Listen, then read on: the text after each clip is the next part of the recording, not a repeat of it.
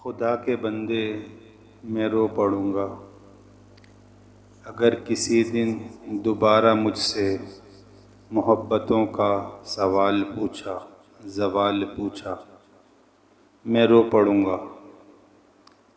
मैं इसके दिल में रहा हूँ लेकिन अब इसके दिल से निकल चुका हूँ।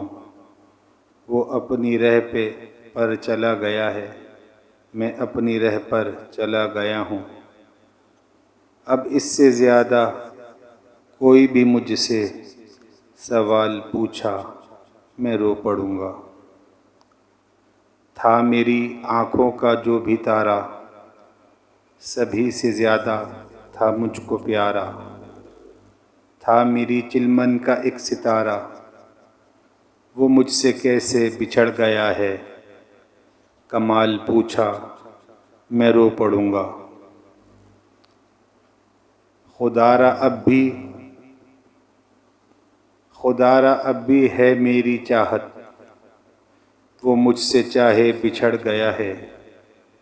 खुदारा सुन ले कभी भी इस पर ज़वाल आया, मैं रो पड़ूँगा। अभी मैं खुश हूँ, अभी वो भूली हुई है मुझको, मगर अचानक कभी जो उसका ख़याल आया, मैं रो पड़ूँगा। वो इसके होठों की मुस्कुराहट, वो इसके चेहरे की रोशनी पर, वो इसके होठों की मुस्कुराहट और इसके चेहरे की रोशनी पर। कभी खुदाया जो इन अंधेरों का जाल आया, मैं रो पड़ूँगा।